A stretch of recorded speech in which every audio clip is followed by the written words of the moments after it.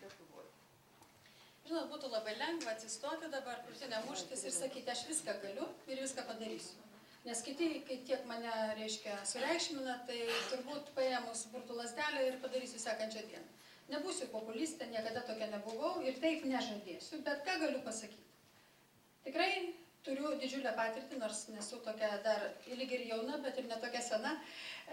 Turiu tam tikros patirties tiek šalies vidaus valdyme, tiek užsienio patirties. Žinau, kaip tvarkosi ir tvarkėsi bent jau ES šalis ir dirbau Jungtinėse valstijose 3,5 metų. Patirtis yra taip. Kiek galėsiu aš įtakoti ir padėti? Mėginsiu kalbėti su visom politiniam jėgom.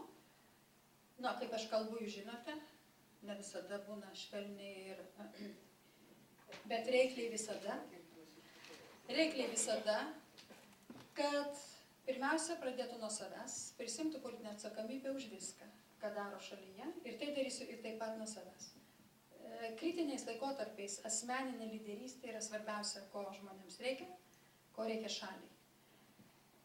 Ir bendradarbiausiu su visom politiniam jėgom, kurios norės dirbti ne savo, ne savo interesams, ne pinigams, o valstybei. Ir kiekvienam žmogui. Kiekvienas išrinktas politikas, taip pat ir aš, jeigu būsiu išrinkta. Mes privalome ateiti dirbti tautai ir tarnauti tautai. Tai yra politiko pareiga. Taip suprantama visose demokratinėse valstybėse. Deja, Lietuvos politinė kultūra per 20 metų nusivažiavo iki to, kad politika yra tik kova dėl valdžios, intrigos ir pinigai. Tokia nesu ir nebūsiu.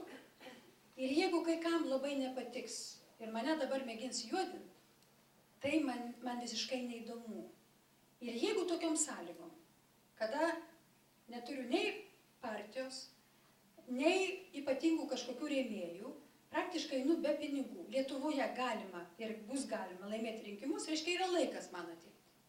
Reiškia, aš galėsiu kažką padaryti. Jeigu to neįvyks, reiškia, nelaikas man ateiti.